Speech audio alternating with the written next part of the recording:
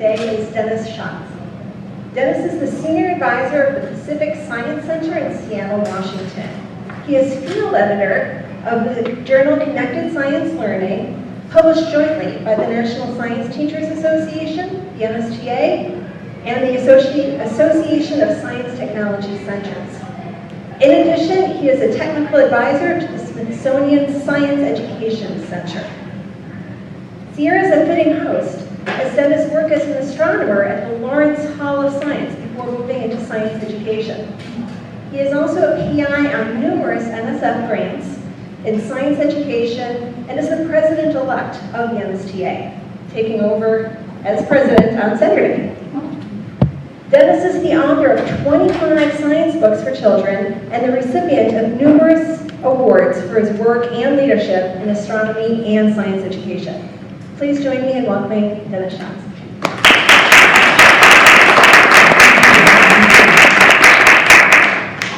Thank you, everybody. It's great to be here. I first of all have to thank Michelle and Sarah certainly for inviting me to be part of this. And I know it's a little bit of a different topic than is normal, and I'm delighted to be able to talk about it. And to see so many people here who are interested in what's the evidence for the impact of out-of-school STEM learning. You hear a lot about what happens in school, but what do we know about what happens out of school? So that's really the goal of this talk. And I personally have a lot of interest in, I would have gotten to that sooner or later.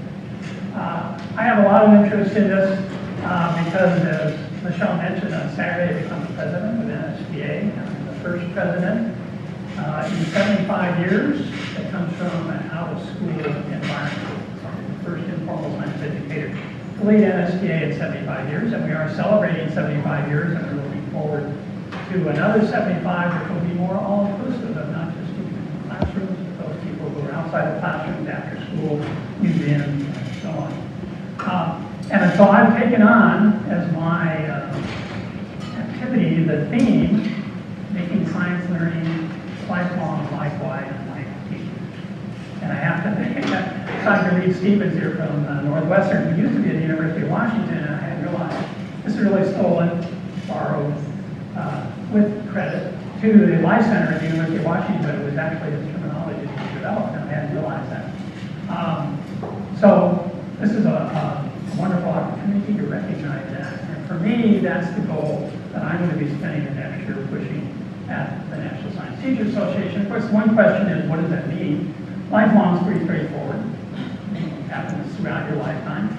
Life-wide means that it's happening not only at school, which is where a lot of people think school or science takes place, science learning, but after school, at museums, at home, down at the park, wherever it might be. And then life-deep.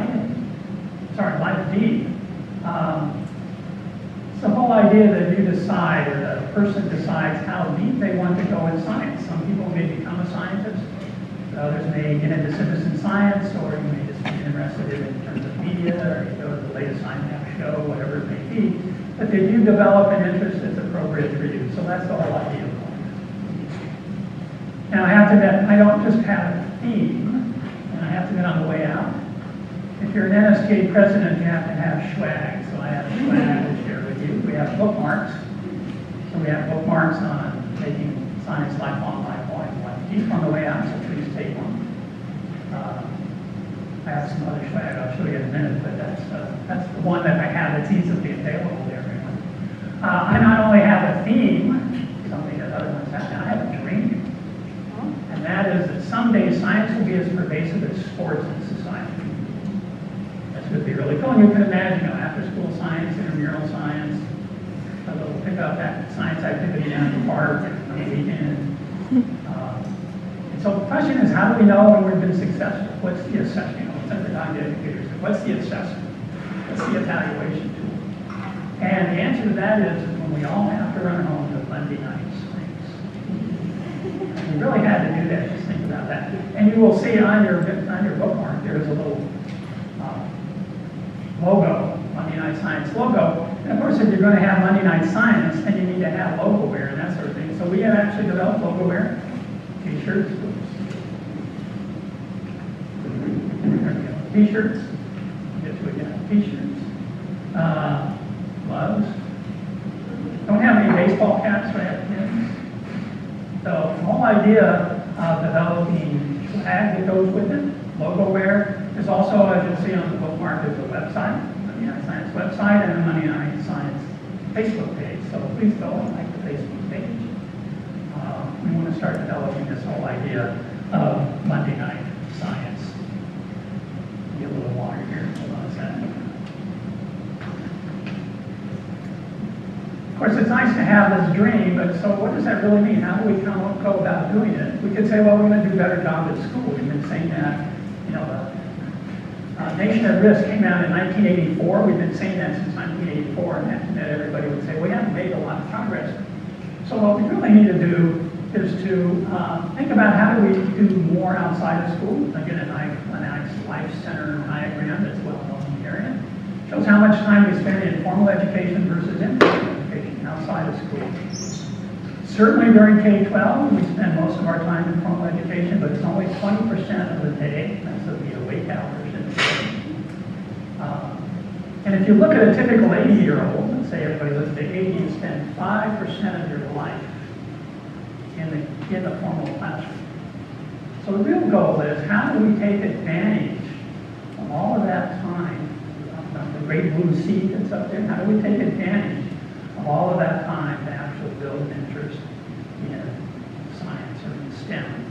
You think about the same thing with sports. I mean, a lot of sports that happens is out of school. Certainly there's sports in school.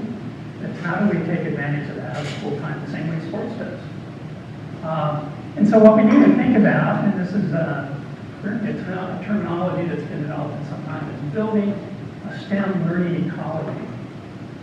How do we think about not only using schools as the place to do science, but after school, summer camps, museums, mass media, all these places is where we want to encourage. So we want to develop a STEM learning ecology, and it's probably a good term.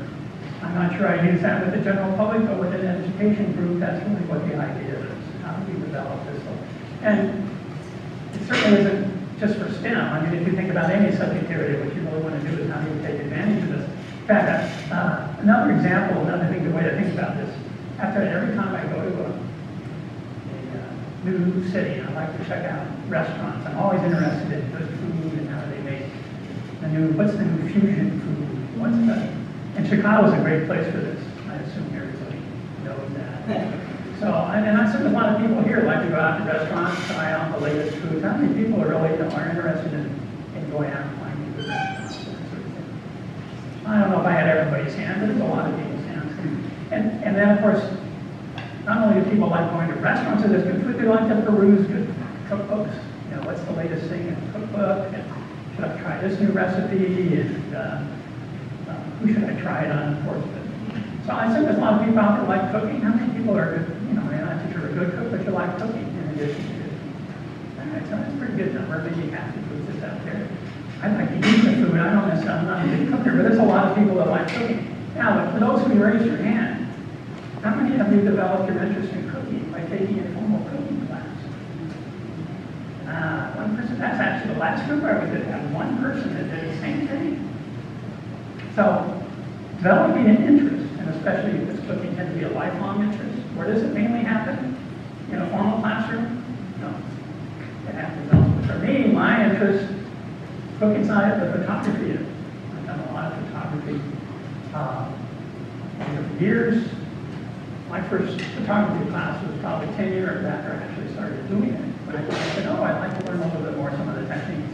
I think that's much more of a typical way of it. So, as a matter of fact, this whole idea of developing interest, this is really what I'm after. So we should think that this is the number one thing. If we're going to have an impact on youth, actually on anybody, but on youth, our goal should be, how do we give them a science identity, develop an interest and enthusiasm. And for me, having worked both in the formal education and informal, at the formal level, everything's about standards and everything. Learn these concepts, and we know the DCIs, that they're the science practices. But in reality, we need to be thinking more about interest and enthusiasm.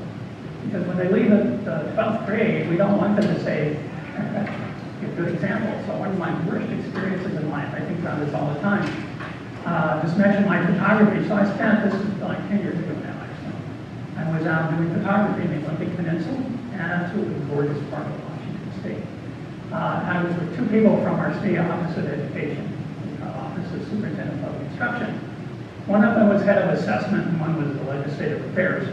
And we were at a small town on the Olympic Peninsula, and we went to a diner for dinner, and we were clearly being served by a high school student. So this assessment director was like, oh, what grade are you in 10th grade. 10th grade is when they had to take the science test. Well, actually all tests, language arts, math, science, etc. So he was all excited. So how well did you do? What were the scores? She went to a small school. And she said, oh, I did fine. And he knew, the assessment person knew I was interested in science.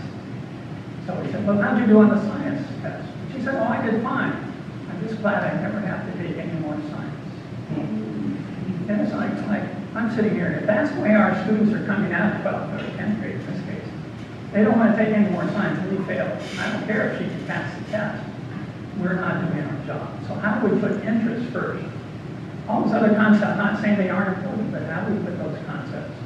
How do we put interest overall, the details of the concepts that we learn? So that's my soapbox. I have to admit, that's a lot of anecdotal evidence for why out of school is really important. But so let's, you say, well, let's just put more into schools, which we've been trying to do since 1984. But the latest information we have from Horizon Research, this came out this year, and they do, I think, every third year, a big analysis of what's happening in STEM in education, especially science education, science and math education.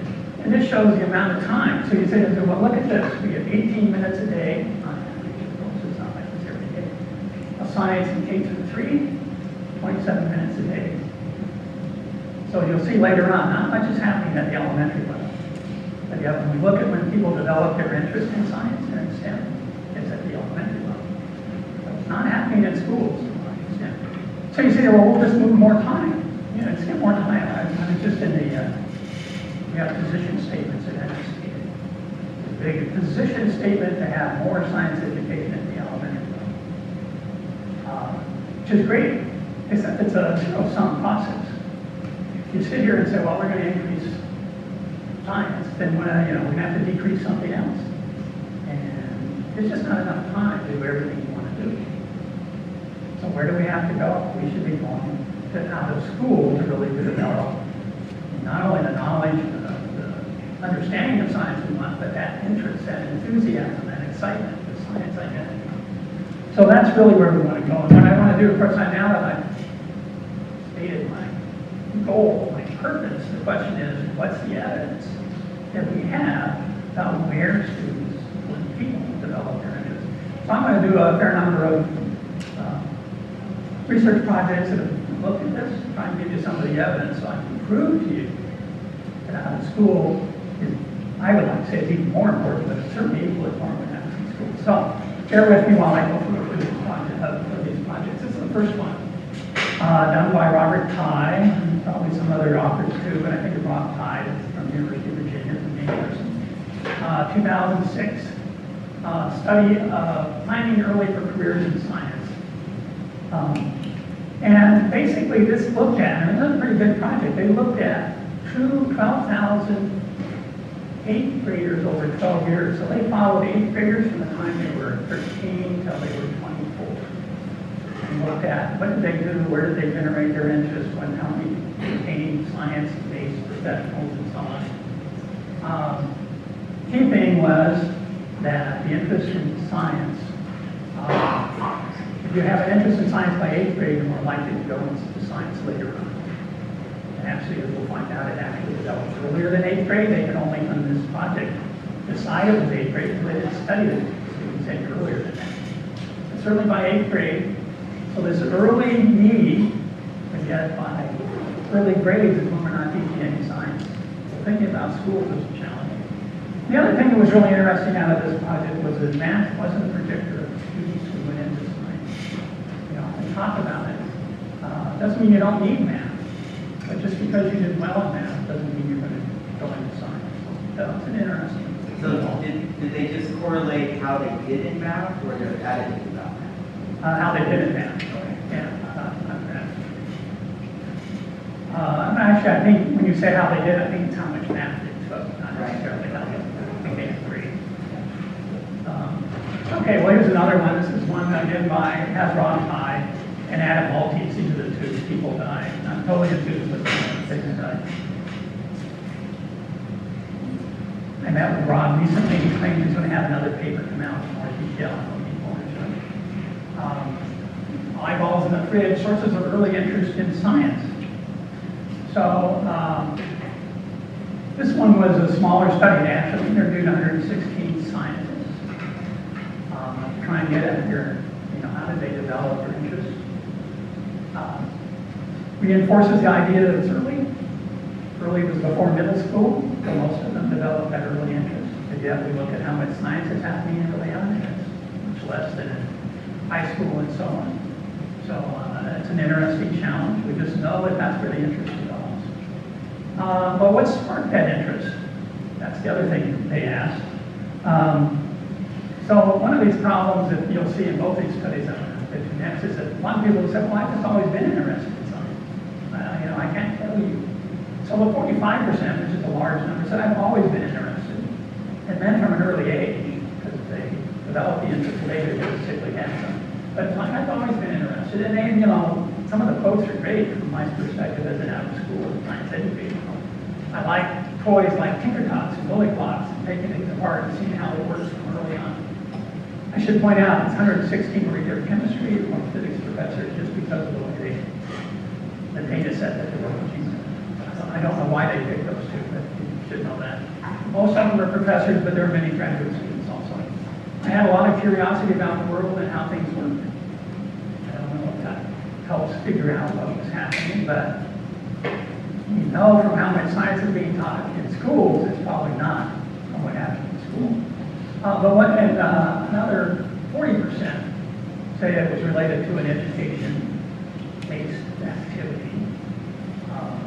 And that happened, it's interesting to say including, so they have classroom experiences, and then they say after-school competitions and summer camps. Quite frankly, I would not put after-school competitions and summer camps in school. I would put that into college school.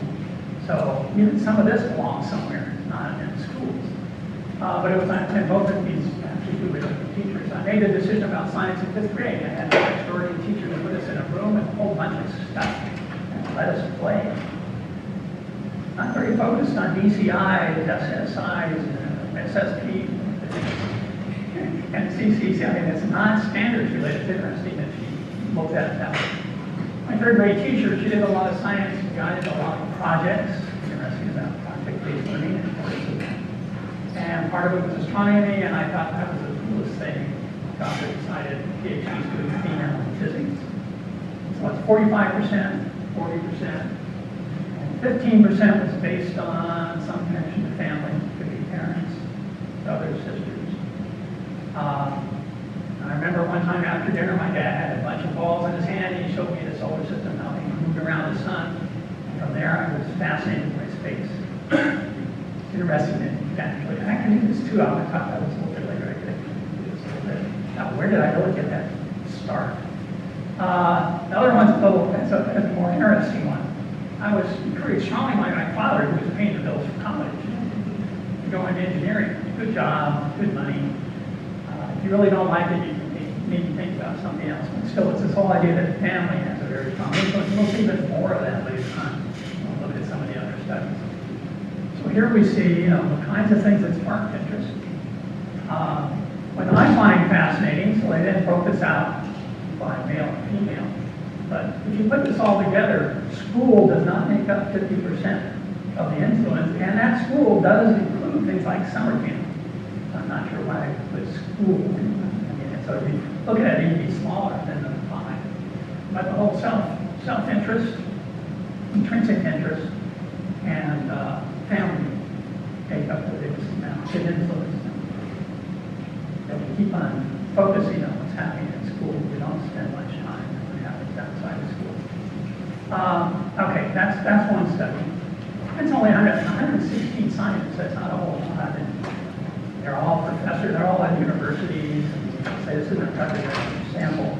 So let's try a little larger sample. You could still argue this isn't the best sample, but I still think it's pretty good. This is one by Adam Maltese again, and someone who's collaborating with the University of Indiana.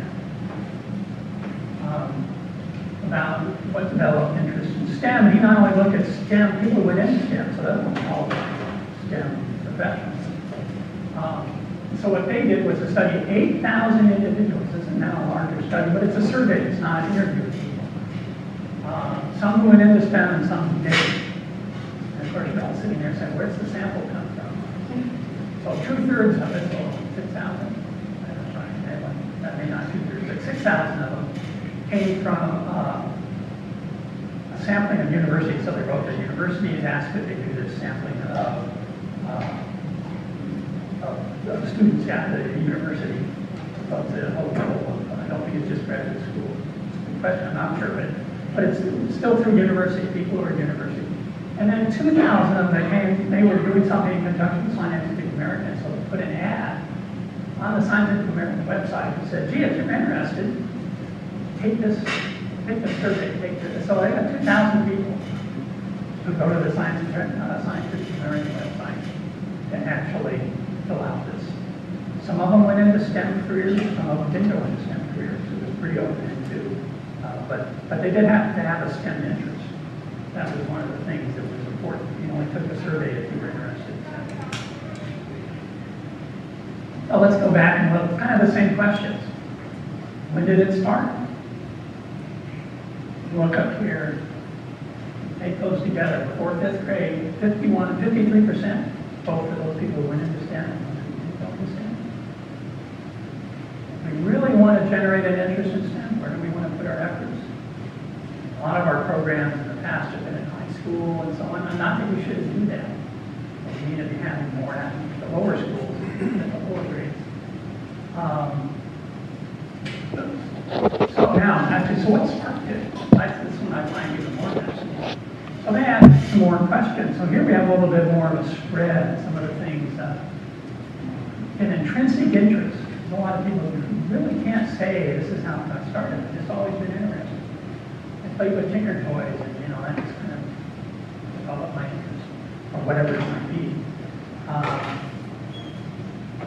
Media. Now that's an out-of-school experience. It isn't necessarily in school. Activities with family members, anytime outdoors. Interest in the environment, that sort of thing. Visit to a museum.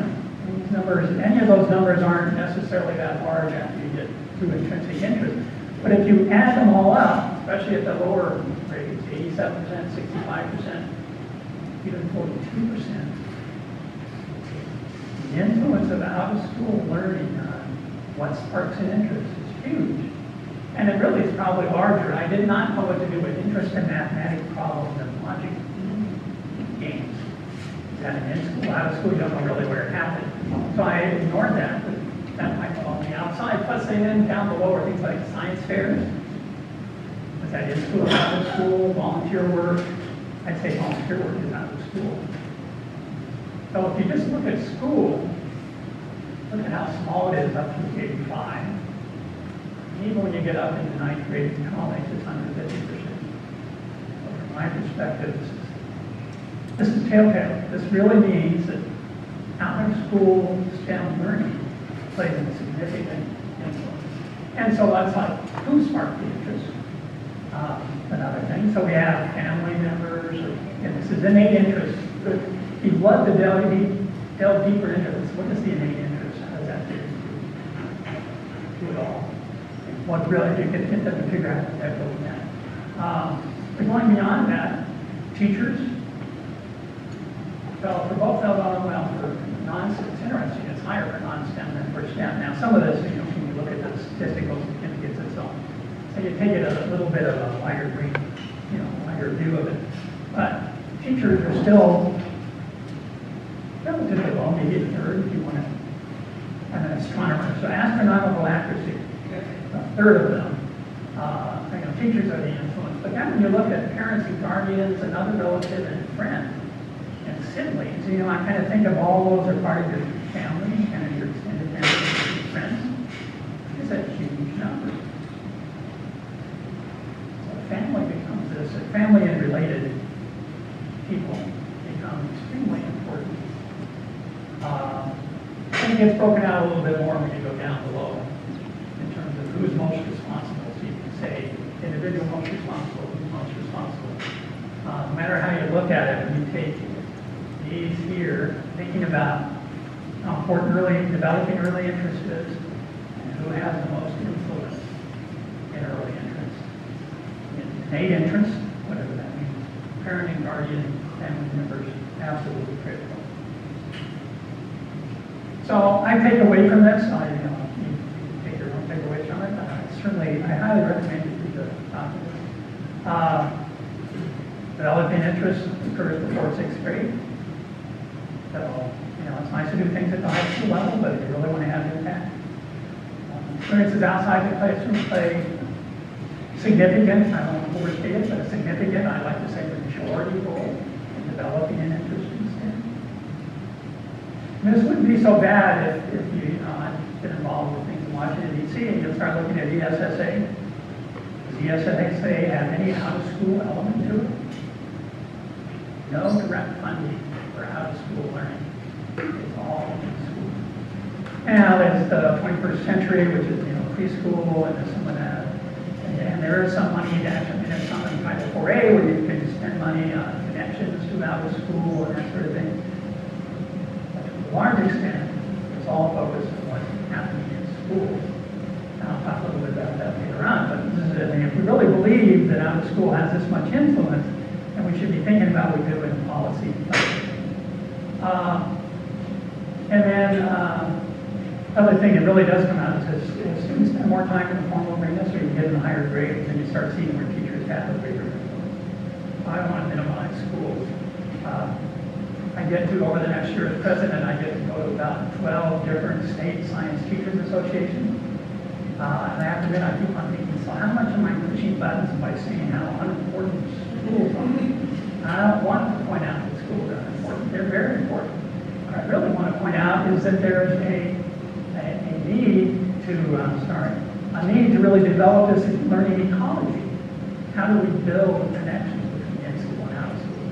It's not that we should say, oh, school's not important, or out-of-school's not important. They're both very important, and we need to figure out connections.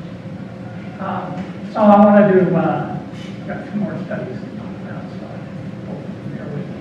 The other one, this is another one that I found fascinating, because the other ones are all, you study a group, you try and get information from. This is a study done by John Falcon and your team. I don't know if you want to call it a study, but an analysis. It really looked at trying at multiple data sets and multiple looks at ways in which people develop their interest in science. It's called the 95% solution. That is, it relates back to the 5% of time you spend in your lifetime in a formal classroom. So the 95% solution means that 95% of your time is outside of school, and that's what we should worry about. It's from 2010, so it's getting a little old. It's nicer than the new again. They did a kind of a multiple look at things. So they looked, first of all, at PISA and TIMS. We keep on lamenting how poorly Americans and U.S. students do in PISA and TIMS. And, it hasn't improved very much. So we should just spend more money in school, or school's going to solve it. We should say, oh, no, we've already figured that out. One of the things from the PISA test, so they have surveys that go along with PISA tests, is that there's a high correlation between high achievers on the test and those people who go to out-of-school STEM experiences. What you'd love to be able to say is, well, if they go to out-of-school STEM experiences, then they're going to do better. Cause and effect would be great. Unfortunately, this is just correlational. So it could be, I'm a high achiever in science, therefore I go to out-of-school things that relate to science. But it's intriguing to look at least it's, again, it actually goes back to the learning ecology. They're both building on each other. Then they said, well, now let's see what we know about adults in terms of their understanding of science.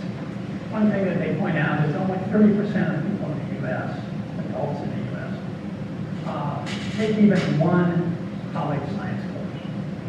Actually, it's kind of amazing. As I said, with general graduation requirements, more science would be taken. Yeah, if you start looking at some of the data of science literacy, again, I don't want to get into how we define science literacy. A lot of this is just knowledge, which may not be the best measure of science literacy, but it's what we have. Actually, U.S. adults do a lot better than adults elsewhere in the world. So how is it our students don't do well, but our adults do well? Well, you like to think that they must have learned someplace else besides school. At least that's the argument that they would make. And so they actually went out, they did some research. This was done in Southern California, primarily looking at, so talking to a bunch of adults. So where do you get your science? Which, why are you science knowledgeable? Schools rank low compared to out of school, like the internet, media, museums, etc. It wasn't, oh, I can call it science in school, because these are adults now. It's really thinking about what they're doing out of school. And then they point out a couple of other studies that have been done. One of which was in the Philadelphia area about students who are from lower social income, higher social income areas, and they won't do well during the school year. And then you find that those higher social and economic areas where they have a lot more summer activities don't backslide as much as the ones that have fewer opportunities. But you could argue that those summer activities on a school things are much more social. Again, I have to make a lot of things you say, well, I don't know about, but it's an interesting thing to think about, especially with all the other stuff, the other studies. I think we can say it's fair enough. And then the Harvard Family Research Project, which is very well credited and a lot of support line, and it's 40 years of research.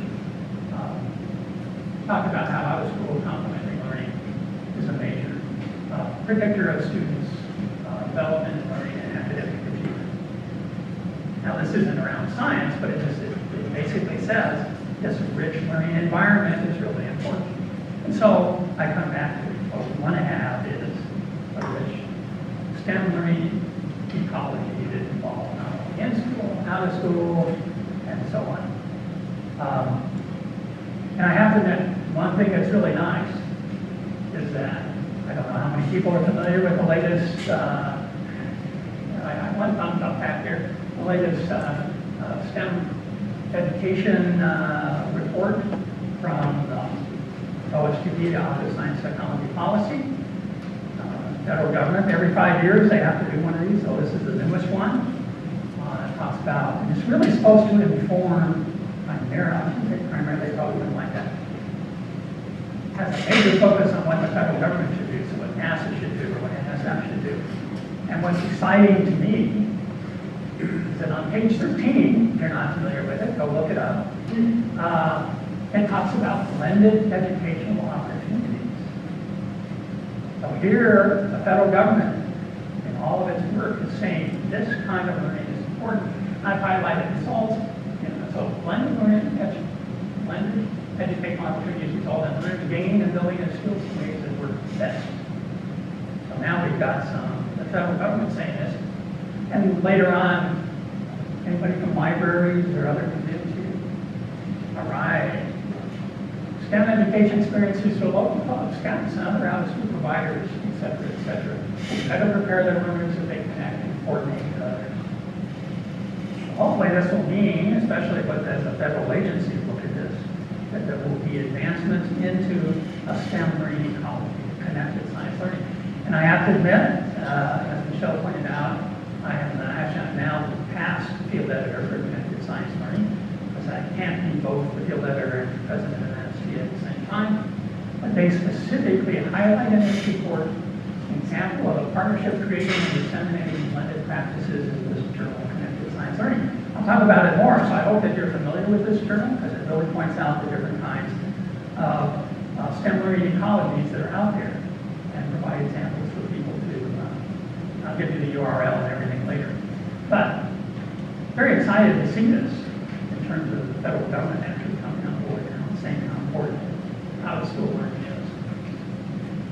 is. So I want to take a little bit of time to go, we talked about who sparked it, what age you guys get sparked at, etc. And now the question is, what's the learning pathway? So I can look at that 8th grader when their first project followed for 12 years, but what did that person do? Where did they learn before 8th grade their interest in science and where, how did it? So it's a little bit on pathways. I think this would really give the best information we could really prove or present. Actually, I think we pretty good prove that out-of-school learning is very important. But it'd be nice to know what these pathways are like. Well, this is by Richard Barron at Stanford University, and she's really the one that probably put out the STEM learning ecologies idea. The diagram that you saw was done by Ron Connected Science Learning article, and really built off of this kind of work, is how do we build this. And so she did development of, I won't let you read that yet. She did she went into classrooms where they were learning technology, so they were around technology, and trying to learn what was the pathway that students took, high school students and middle school students took. And in her research, she had 3 different pathways, which I think are only a limited number of the pathways, in my opinion, but she had 3 that she found. One of them was starting in the classroom and then develops, as this points out, sparks, as she puts it, sparks the creation of new learning activities. So Mom brought home a laptop. All I knew about the computer was it was something to type to. I did not know anything about the internet or nothing like that until I came here to Burton Hall, which was the high school. So this person had something at home, but the learning really happened in school. So it's a reasonable pathway. Now, what will happen after that? Actually, some of the more interesting ones are, this is a second pathway that you identified. Informal learning with peers, and we find peers are extremely important. Let me overstate that. It sounds like an overstatement, but I think it's really important. And you saw that a little bit in the data that was there. I've always had friends who were pretty interested in computers. They started doing some web design in Code City using HTML. And then they told me it was really fun, so I joined them. And they sort of taught me what I was doing, and so there I learned HTML. And then I started making my own web pages, and then I joined classes in industrial technology. So here we have this peer learning, out-of-school learning, leading to, I don't know, talk about my learning pathway in a minute, or my STEM education pathway, but I assume you could sit back and think to yourself, so how did I, assuming you'll have an interest in science, or you wouldn't be here, what was your pathway to where you are? She had one other one, Craig, a middle school student. So this is where it started at home. Father, when he was like 8, he bought him a Lego line store, and he was building robots, so they're doing something at home with the family. And Craig was sweet, because I have a friend, we both love computers, and we teach each other some of the things we find out in this peer learning. When we were in elementary school, we did a PowerPoint for school, which no one else knew how to do, so it was kind of rugged. Everyone thought it was great. So I think about that because now that was great. So now I'm being reinforced by my peers. This whole idea of building your identity comes from building this kind of peer recognition, success, and so on.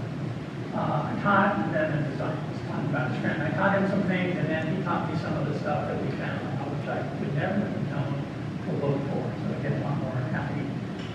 Into school, at home, with friends, into school, back. This pathway takes you in a lot of different directions over time. I think this idea of figuring out pathways is really critical. And I made me start thinking. So I got started science fairs. My 9th grade science fair project was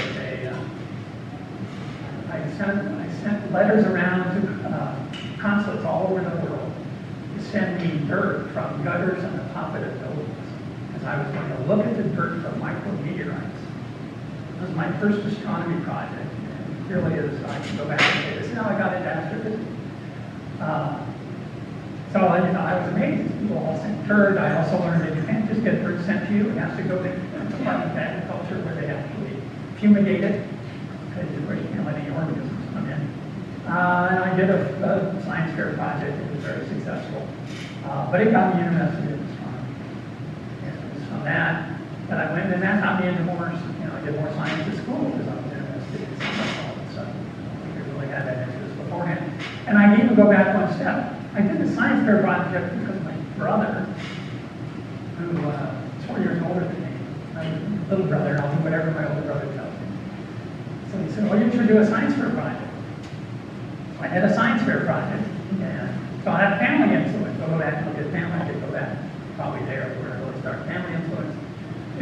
out of school, the science fairs weren't required at our school.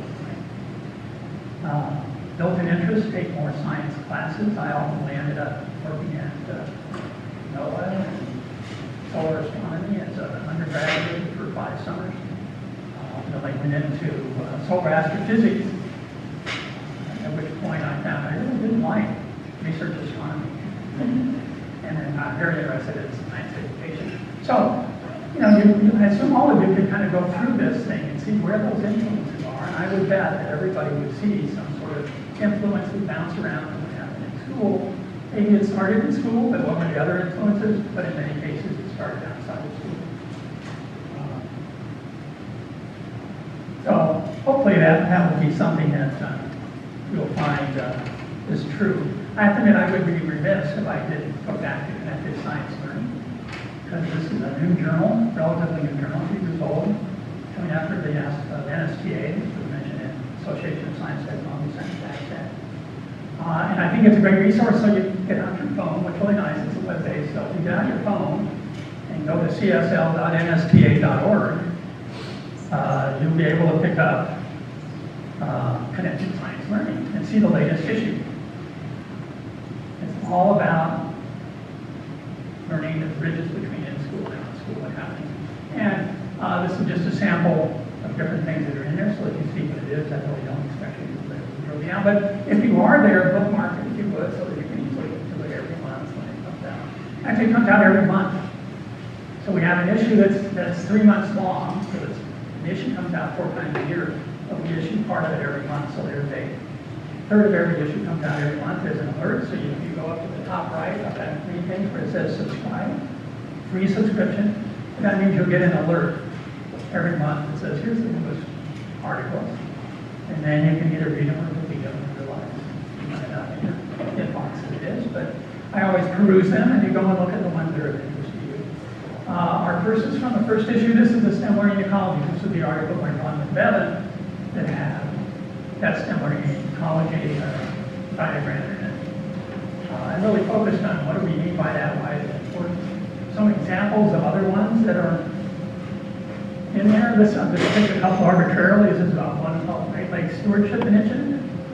This is an effort up in Michigan to connect students to nature centers, and not only do they have to learn the science, but they were developing a signage. So it has a literacy connection, it has an out-of-school connection to the community. It gave them purpose and relevance to what they were doing for the community. One of the things that I find really important that most of these projects end up focusing on, we want people to be excited about science. It's not about the DCIs or the SSPs. Is that right? SEPs, there we go. And CCCs, it's all about relevance and being personal. So they actually, not only did they get to development, they actually installed them. So it's a pretty exciting partnership between the local community and the schools. This is a group doing citizen science. A lot of citizen science out there where citizens are taking data or analyzing data. They've been taking data or analyzing data for scientists. This is in North Carolina, I'm pretty sure, where students are studying dragonflies and giving information to scientists. Again, they're doing something they feel is useful to their community.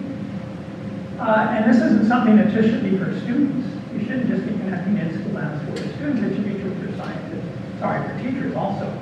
So one of the articles from the Denver Museum of Natural Sciences, they just happen to be one of the partners, but it's actually a partnership with the Technology Institute of Denver, which is a whole set of high-tech industries that are working with teachers. So we're connecting teachers to formal education without a school. So we should make sure that that's an opportunity. So let me finish. I want to make sure we have 10 minutes to have conversation. I should be able to make it. I said this earlier, but of course, if we really believe, if I convinced you, and I sure hope I convinced you, if I haven't, I need to give you some advice on how to change that. How important out of school is. If we really believe that, then we need to change our policy and funding structure. Because if you look at it, that diagram that I showed earlier that had the great blue sea, how much time you spend in formal education, I sort of think of this as a metaphor for that. You see this great ocean view, and you've got this ship sitting on here. So the blue part is the out-of-school environment, and the sailboat is school. Well, this is where time is available. Now the question is, where does the money go? Go like this. Matter of fact, if I could just make the thing fill, if I could make this sailboat fill the entire thing, I should, because that's really where it goes. And the trouble is we have a very vested interest, groups who are interested in money staying with the formal education system, because it too is probably a zero-sum game in many ways, not totally. But you'd like to see at some time as we move towards focusing on science learning, lifelong, Lifewide and Lifedeep, and get the blending on science, that it'd be maybe something like this. You know, it's not that schools shouldn't get some significant amount of money, but how do we get more money going to the out-of-school environment? And I think, you know, I'm not sure it'll happen in my lifetime. But that's a lot of people a lot younger than me, so I hope it'll happen. So that's the biggest challenge. So in my mind, the question is, can we turn this dream of money on science into reality? So, as I like to say at the end of most of my talks, most of you may not have a cup, but if you have a cup of water or coffee, please let's do a toast to the day we get to go home to Monday night science. Thank you very much.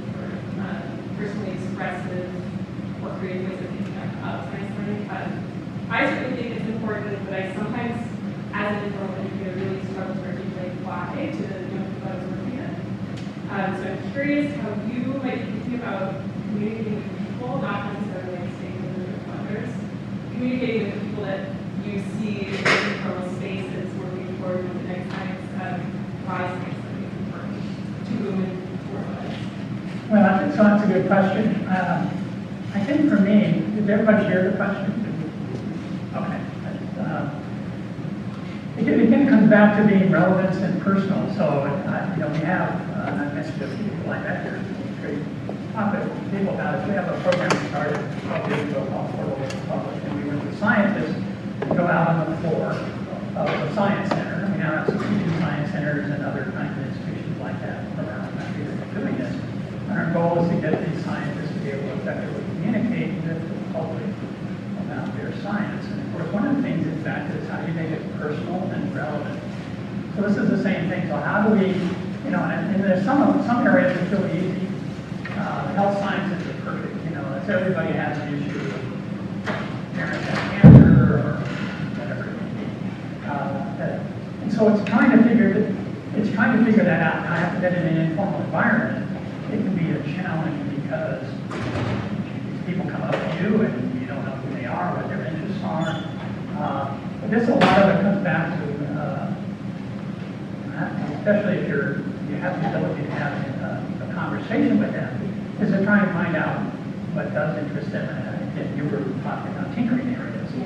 So you see what people are doing in the tinkering areas. Some people are familiar with tinkering areas where you have the opportunity to build stuff. Well, you see what they're doing, so you can build off of it, especially for the children that are doing it, build off of that and try and use that as an opportunity. But I think it really is trying to, and often it is, if you've got a certain subject that you're dealing with, it's trying to figure out what experience they've had with it, so that you can build off of that.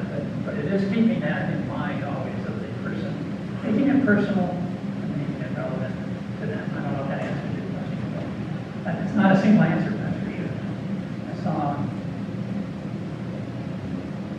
I thought I saw someone else right there.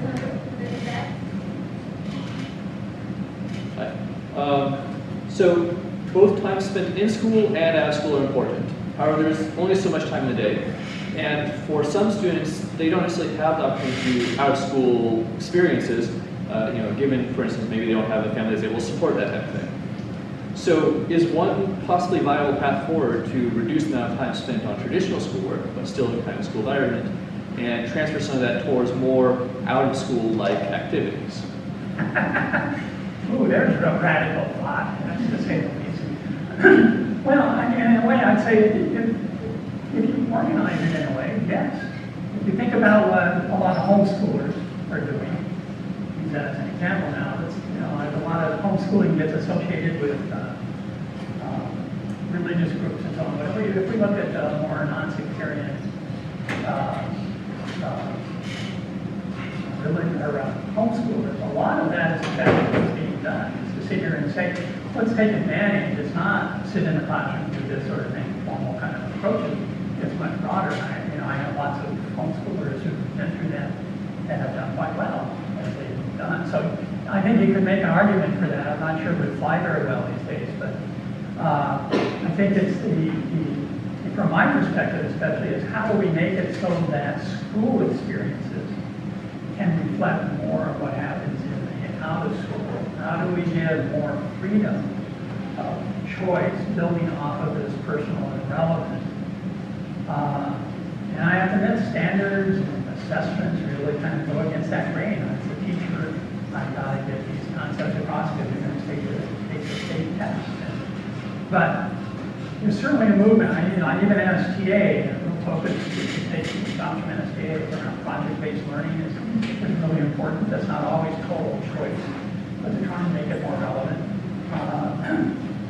to give more freedom in that sense. So I'd say that's probably, if there's a way to go, is to try and change what happens in school to be more like what happens outside of school. That's my bias. Again, some of these are really high in the sky. These are the things that if you really want to do it, it's a generational change that's required to make it happen. Did you have a question? Yeah, I have a question about, you're talking a lot about how to develop the interest in sciences and how important the out-of-school environment is to that. But I also heard you talking a little bit about how to sustain that interest is a lot about these personal relationships. And I guess in my experience as an informal educator, like museums and things like that, sometimes when you engage with guests or the public, you only really see that person one time, and you do get like a really awesome moment where you're both fully engaged and talking about science and everything's really exciting, but then they tend to leave, or unless they stay for hours and hours. But then my question then is more about, if so much of the sparking we want to try to focus on out of the school experience, how does that relationship building factor into? Because a lot of the school time it is the consistency and the repetition and the personal relationships that really help students. So how does that look out? Well, you're absolutely right. This is why, going back to that question, it'd be great if you could get the in-school to develop a more appropriate approach to how we do STEM learning. Because there's all that social aspect of it that comes along with it, and you want to build those relationships and so on. So I agree that that's really important. Now, there are other places that happen, so you end up with, even at science centers. Science centers do have this disadvantage of museums, and that typically you get to interact with somebody. And what you'd like to think, what you do to make yourself sane in some ways is say, I'm just part of the puzzle. They're going to go home, they're going to do something.